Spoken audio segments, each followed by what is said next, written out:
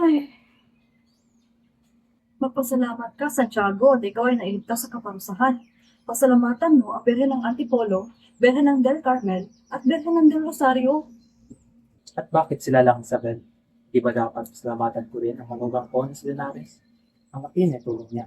Kaibigan pa niya ang punong Nesto Canovas. Kalokohan. Eh basta, naniniwala pa rin ako sa mga milagro ng mga birhen.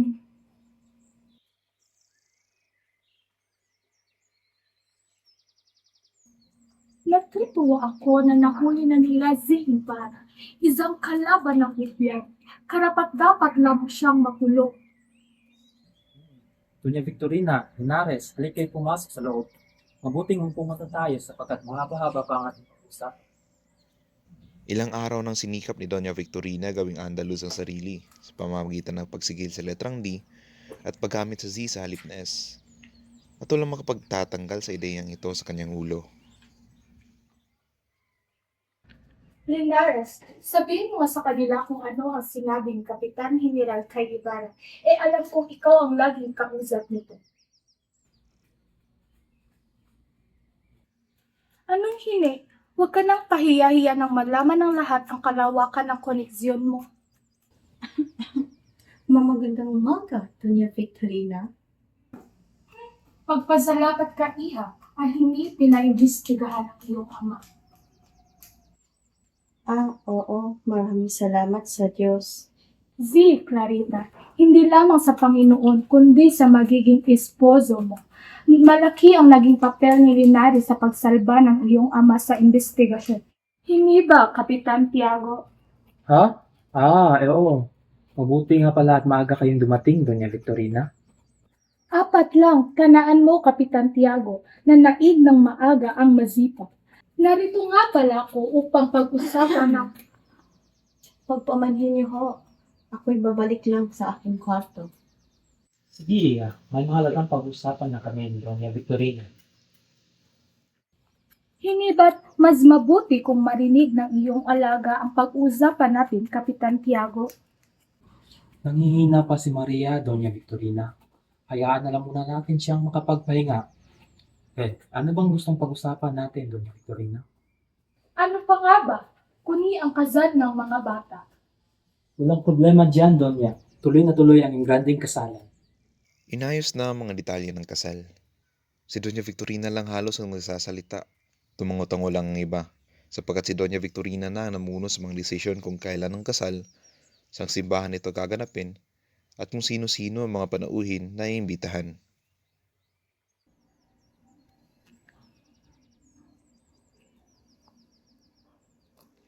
Isabel? Isabel!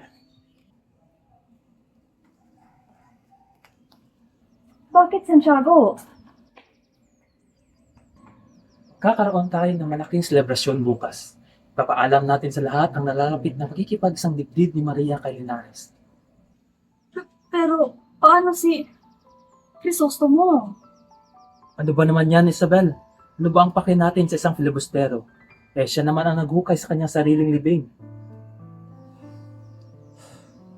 Asahan na natin na makakatanggap si Maria ng pangungutya, lalo na't may kaugnayan siya kay Crisostomo at ngayon ay kakasal siya kay Linares. Hindi dapat mamangka sa dalawang ilog ang anak ko, Isabel. Isa lamang maaari niyang mahalin.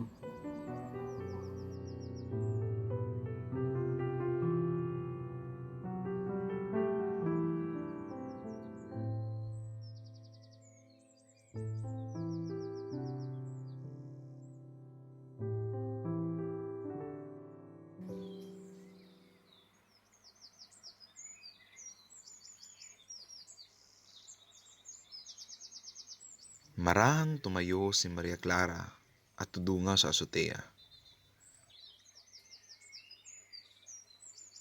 Titingala siya sa maliwalas na langit na kasinlinaw ng sapiro.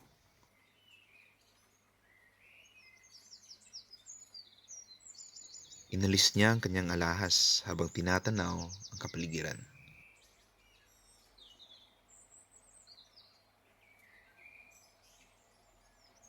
Nang tumingin siya sa daungan sa may ilog, bumalik ang kanyang mga ngiti. Jesus Tomo! Jesus Tomo!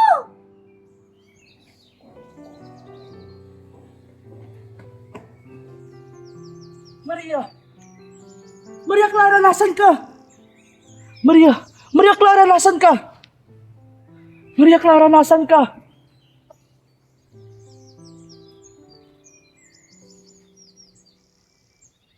Kisusto mo?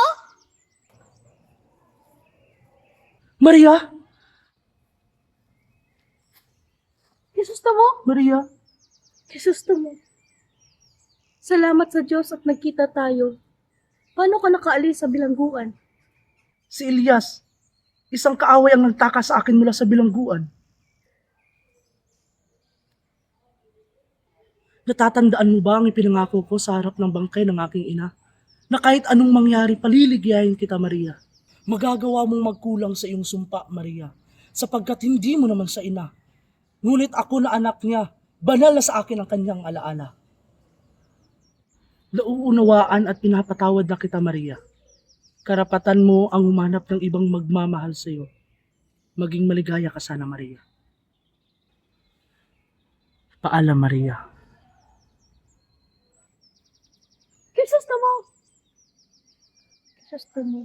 Alam kong hindi ka na parito upang patawarin ako. Narito ka upang sumbatan ako. Narito ka upang gustahin ako. Narito ako, Maria, hindi upang husgahan ka. Gusto lamang sana kitang makita sa huling pagkakataon na alam kong ito'y magbibigay sa iyo ng katiwasayan. Mahal kita, Kisusto mo. Alam mo yan. Ngunit kailangan nating maghiwalay dahil ito ang itinadhana. Hindi mo alam kasi sayang pinanggalingan ko kung sino talaga ako. Kasaysayan? Bakit, Maria? Sana'y patawarin ako ng aking ina sa pagbunyag ng sekreto ng aking pamilya. Kisusto mo, hindi si Kapitan Tiago ang aking tunay na ama. Sino, Maria?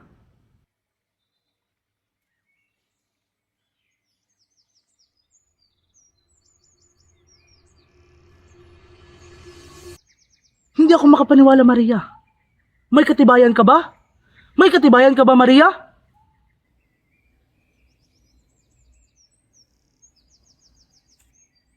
Narito ang dalawang liham ng aking ina. Nung siya ay nagdadalang tao, ginusto niyang mamatay ako. Hindi ra ako karapat-dapat sa mundong ito. Anak daw ako sa pagkakasala at dapat isumpa ako ng simbahan at lipunan. Paano nakarating sa iyong mga sulat? Naiwan ito ng aking ama sa kanyang unang bahay. Ipinagpalit ng taong nakapulot nito ang dalawang liham sa sulat na ibinigay mo sa akin nung ikaw ay pumunta sa Europa. Alam ko na ang sulat na ibinigay mo ang naging dahilan kung bakit ikaw ay inimbestigahan at pinatangang isang pilibustero. Nagkulang ako sa iyo, Krisostomo, pero hindi ko hinangad na ihatid ka sa bilangguan ng iyong mapagmahal at matalik na kaibigan.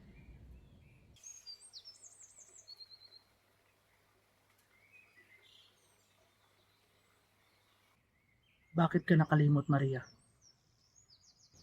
Sinubukan kitang kalimutan, Krisostomo, alang-alang sa dalawang amang nagdurusa. Tandaan mo, ang tunay na nagmamahal ay nakakaunawa.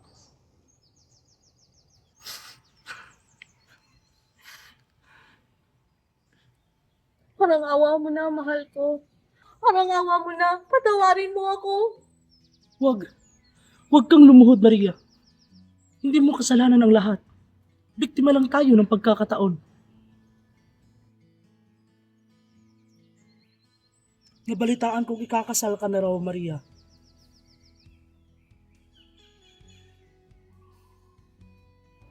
Krisostomo, lahat ng ito ay labag sa aking kalooban.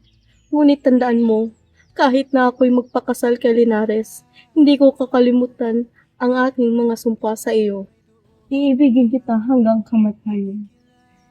Hindi ko na alam kung ano ang gagawin ko, Maria. Sak na mahahalata rin ng mga nasa kapangyarihan ang aking pagtakas.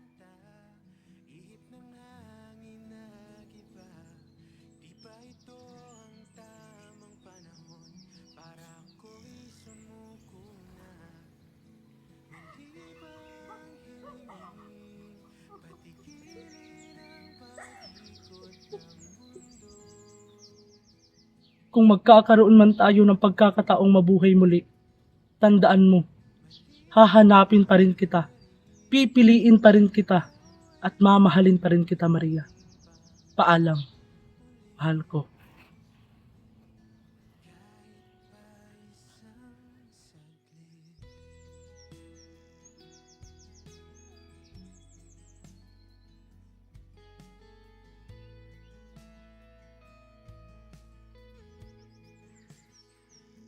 Maaari ba tayong manatili sa ating sariling daigdig? Di na kailangang kilalanin ang nakaraan natin, at di na kailangang tanggapin na may nagmamayari